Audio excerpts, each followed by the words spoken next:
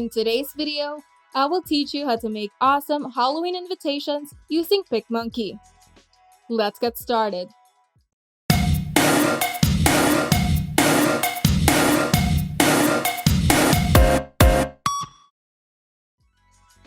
First, make a canvas with the standard size of an invitation. To do this, go to PicMonkey's homepage, click the Edit New Image option, and select Blank Canvas. This will open up PicMonkey's Canvas presets library, which contains a wide variety of canvas size presets for every social media and print. You can also input your custom width and height at the upper right corner of the panel if you have a specific size in mind. A standard invitation has the size of 5 by 7 inches, which is 1500 by 2500 pixels. Now, simply click on the Make It button to open your flyer canvas in the editor.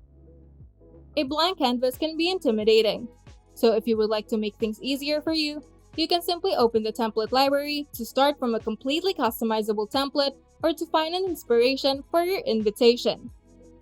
In the Templates tab, simply type in Halloween in the search bar, and hundreds of free and customizable templates will be shown. But if you would like to start completely from scratch, PicMonkey has a wide variety of text styles, shapes, and colors to make an eye-catching invitation. To add graphics, go to the sidebar and select Graphics. This will open the Graphics tab containing thousands of free and premium graphics elements that are neatly categorized to make things easier for you to find what you're looking for. To customize your graphics, you can simply go to the sidebar, and here you have the option to fill your graphics layer with an image, add shadows and outline, or simply change the color of the graphics or turn it into a gradient.